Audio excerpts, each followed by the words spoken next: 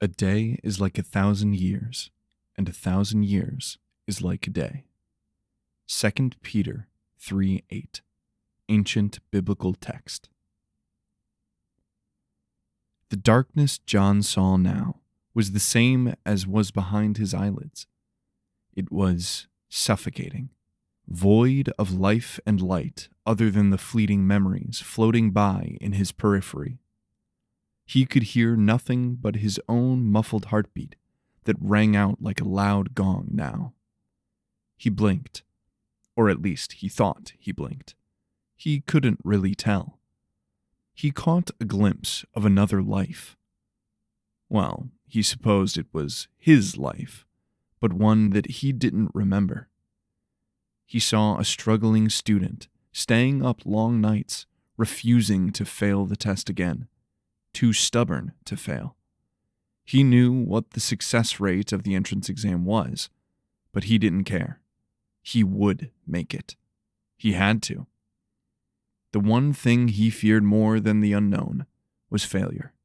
He intended to overcome those two fears in one fell swoop. The memory faded as quickly as it had come, dissolving into the aether of darkness. He blinked again. When he opened his eyes this time, he wasn't met with infinite darkness, but instead a mass of infinite and impossible fractal geometry. It was one of those entities from his dream. He tried to push away from it, to scream. Both attempts failed. That thing, it was here in the real... Wait. No, this wasn't real. This was just another dream, wasn't it? He settled himself and breathed deeply. He locked his eyes onto the impossible construct before him, spiraling infinitely in on itself. His head rocked with vertigo and pain as he struggled to comprehend what was before his eyes. Its intricate shapes of deep gold and brown pulsed outwards, a ripple in a sea of insanity, collapsing in on itself into a point, yet expanding to the furthest reaches of the blackened world around him. Images forced their way into his mind. Memories, but not his own. Memories of someone or something else. They were dense and impossibly heavy if you could describe a memory by weight. He saw an infection spreading across a vast organism, exponentially growing and expanding throughout time and space. He saw a world he knew, boil and burn. He saw a vast war and a conquest on a scale the galaxy had never seen. He saw himself, robed in white, worshipped by the people around him. Then he saw. The memories were violently ripped from his head. They were flesh torn away from the skeleton of his consciousness. He screamed in agony as the pain seared his very being. The world turned red around him as the impossible entity fled away from him in terror. The skin of his back burned away from the instant and incredible heat that rose up from behind him. He remembered this. He wouldn't turn around. He couldn't.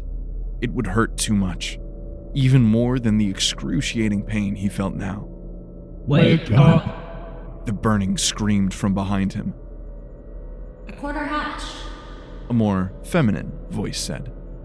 John shot awake in a start, reaching for the mag rifle buried in the hay beside him. Kelra fell back and scooted away from him on the dirt floor of the barn. Light from the sun was just shining through the top of the door. He fought for control over his ragged breath until he finally settled it down. He lowered the rifle and placed it down in the hay, falling back on the hay himself, his hand wiping sweat from his forehead. Wake up! Pine translated. I'm sorry for frightening you, John said. Kelra slowly stood, eyes still wide in shock. I had a nightmare. She gathered herself. It's all right. Nightmares are very common here, it seems, she said. She dusted off her tunic and offered John a hand with a coy smile. Would you like some breakfast? He hesitantly smiled back, then took her hand and stood up. The rest of the day passed by uneventfully. John had decided, with Kelra's prompting, to lay low for now, until they decided what to do. Her parents had agreed to let him stay in the barn for as long as he wished, though her father agreed to this somewhat more begrudgingly. He had offered and insisted to help out however he could around the house and barn, while the sisters went about their daily chores. He found himself cleaning the barn, baling Mysel hay, feeding the boar. Chopping and stacking the rokewood proved the most difficult, due to the sinew of Mysel that had woven itself through the dense and knotted wood. Though his arms ached and a knot tightened in his back, it felt good to put in a hard day of work. Laying down on the soft pile of hay that night after dinner was a sweet relief. Kelra lingered in the barn after he had laid down, twisting nervously with her hands grasping the tunic at her side. John reluctantly pulled his eyes open and sat up. "Is everything all right?" he asked. She pulled up a stool and sat down. Tomorrow I will take you to speak to the priests. John's eyes blinked, startled. "Are you sure?" he asked. When you tell them what you are, they will support you. They will help you. "Thank you, Kelra." She stood with that same smile she often gave him, then ducked out through the door. He settled back down into the hay and closed his eyes. Glimpses of the previous night's dreams haunted him. He couldn't fully remember what had happened, but what little he could remember disturbed him greatly. John. Pine's voice cut through the darkness. His eyes opened to see Maine standing over him, her eyes darting from side to side in uncertainty. "Maine?" he asked. She tucked the back of her tunic under her as she sat atop the stool that Kelra had sat next to him. He strained and lifted himself into a sitting position once again. Maine sat on her hands to prevent them from shaking. Her heart threatened to pound out of her chest. What was she thinking? She was seconds away from backing out, but his eyes were open now, and she automatically sat down for fear that her legs would give way. She was in too deep. She couldn't back down now. I have questions for you, she said. His brow furrowed in bepuzzlement. He turned his body and folded his legs under himself to face her directly. His deep brown eyes gazed into her own. "What do you want to know?" he asked through the voice of the god on his wrist. What did she want to know? What had she gotten herself into? She wanted to confront him about who he was, to demand that he leave her and her people alone. She wanted to tell him exactly how she felt and how much she didn't trust him. But she couldn't. Gazing into those eyes, she locked up. She wasn't sure why. It wasn't even that she found him particularly attractive or anything, but those eyes, so intense and sincere. She wanted to hate him for the change and division that he could bring, for what he represented. But she couldn't. Tell me about your home, she finally said. And he did. He made odd facial expressions as he spoke, as if he was hearing what he was saying for the first time as well. Or perhaps he was just remembering things long forgotten. He spoke in great detail about his earth, about the beaches and forests, the mountains and rivers, brilliant greens and blues. He spoke of something called snow, where the rain would freeze in small, intricate crystals falling from the sky to coat the ground. In some places, it would add up to be several feet deep. He claimed it would turn the entire landscape bright white and muffle all sound. She found it hard to imagine such strange colors when all she had ever known was the oranges, reds, and muted greens of her own world. She would love to see...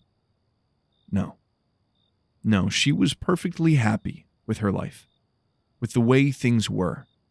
No matter what this man said, this planet was her home. She didn't care about any others. A piece of her disagreed with that notion. a little girl who still had dreams of knights in shining armor and exploring strange lands like from the ancient stories. But that little girl hadn't grown up yet to live beneath her sister's shadow. She hadn't yet been forced to grow up so fast in order to fill the role that was expected of her, while her sister went off gallivanting. Maine didn't hate her sister, but she envied her freedom, her spirit. Her aversion to responsibility had molded Maine's life into what it was: rigid, respectable, terrified of change. She now knew she could choose her own path. She could choose to be different. Even though Kelra often shirked responsibility, everyone loved her. No one loved Maine. How could they? She was boring. But she didn't know how to be anything else. She would do what she always did. She would be the good little girl who always did the right thing, who didn't stand out, who didn't complain. It was who she was. This man threatened to change all of that. His stories of his alien world meant nothing. Kelra's plan to tell the priests of the old gods about him was insane. They would use this divine symbol to gain supremacy over the new priests, and potentially even over the village council. Angels above, they could try to take over the whole world under that doctrine. Maine wouldn't allow that. She wasn't sure if she believed in any of the gods, but she had no proof of the old ones other than from stories.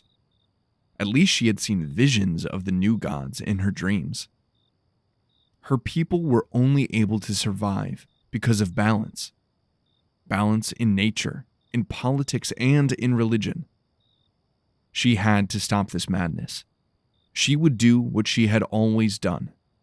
The right thing. She would not let her nightmares become reality. She finally realized John had stopped talking. She didn't know how long she had been staring at him for. He looked into her eyes. Angels above those eyes. "Are you all right?" he asked. Yes. She shouted louder than was necessary. I'm just really tired. I have to go. She stood up and ran out of the barn into the night.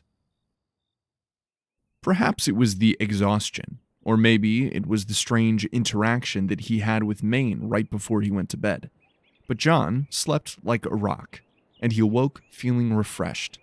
No dreams or nightmares. None that were significant enough to remember, anyway. Not that he really remembered the significant ones either. Kelra appeared to him in the early morning, after he had had a chance to wash his face, neck, and hands with a rag from a wash basin she had left for him. She rocked back and forth on her heels, eager for what the day may hold. Once he got dressed, she led him out into the village street and towards the small green in the center. The grass of said green was red, but calling it a red didn't have the same ring to it. Pine had been unusually quiet recently, except for when translating. John wasn't sure whether he should be concerned or not. She led him past a large domed building with a strange marking above the door. It contained various symmetrical shapes, all intersecting and converging towards a center point, the corner points of each shape connecting to each other. She clenched her fists and set her eyes forward as she marched by the building. John followed, but spared one more glance through the door as he walked by. Inside, he saw several hooded shapes staring out at him. One of them he recognized, having seen him before when arriving at the village. Their eyes met. The hooded figure clenched his jaw and furrowed his brow before turning his back to John. John quickened his step at the sight of the unsettling man and caught up with Kelra. "Church of the New Gods?" he whispered. Yeah. She replied. They kept walking to the far side of the village, where a tall, narrow structure stood. It was rectangular and was built from gray stone. There was a narrow door at its base, and several small windows dotting up the side of the structure in pairs. Horizontal grooves ran between the pairs, creating separated layers. Mysel crept in and out of the small windows, snaking up the side of the structure. Oddly, it reminded John of a server rack, the Mysel acting as wires running to and from the different server tiers. He doubted that was the actual intent behind the design, but these people did worship prehistoric robots, so he wouldn't bet against it. He entered the building after Kelra. The building was fairly plain on the inside. Balconies wrapped around the tall rectangular room at each of its 4 floors. These balconies were connected by stairways and covered in various alien plants. Tendrils of Mysel snaked in and around the red potted soil. Bookshelves were set into 3 of the 4 walls on each level, while hammocks strung haphazardly across the balconies, nearly obscuring the tiled mosaic ceiling. In the floor at the center of the room stood a lone lectern, where a wizened old man stood studying a large tome. Several other people in matching gray robes attended to the plants, the bookshelves, and their hammocks in silence. Kelra approached the lectern and spoke softly to the man standing there. Holy Warden, there is something I need to discuss with you. The man looked up from his book and squinted his eyes as he looked John up and down. Of course, Kelra. You know our chapel is always open to you, he said. I think it would be best if we spoke in private, she said, looking up towards the other priests. It is a matter of faith. I see. Follow me. The old man motioned for the 2 of them to follow him to the back of the narrow room, where a door opened into a small sitting room and study. The man walked to the far side of the room and sat down on a stack of loose blankets, motioning for Kelra and John to do the same. They did. I've heard of you, stranger. Our village gets few visitors, especially from the north. Rumors abound, the Holy Warden said. Kelra glanced at John from the side of her eyes, then took a deep breath. Warden, John is not from the north, she said. The man's eyes narrowed, looking back and forth between the 2 of them. Her hands clenched, squeezing the fabric of her tunic as they rested on her knees. Maine and I found him near the mesa after following a fallen star. When we arrived at where it fell, we found him, standing alone, covered in white armor. He doesn't speak our language, but he carries one with him who can. She looked towards John, anxiety and concern visible on her face. She reluctantly nodded to him. He felt as if her nerves were rubbing off on him as well. He felt his palms begin to sweat. He uncovered his arm from under his tunic, revealing his watch, and then began to speak. My name is John. I am not from this world, or at least not from this time. In fact, I'm not entirely sure how and why I am here. I need your help. The warden's eyes raised in skepticism, but then shot wide as Pine, through the watch, began to translate John's words into their own language. He leaned back as if trying to gain distance from the voice. After Pine finished translating, his humanoid form of pulsing lines rose up from the holo projector. He began to speak to the man directly, translating his own words back to John. I am Pinnacle Class Machine Intelligence Unit 10. John simply calls me Pine. The warden stood up and backed towards the corner of the room, mouth gaping wide.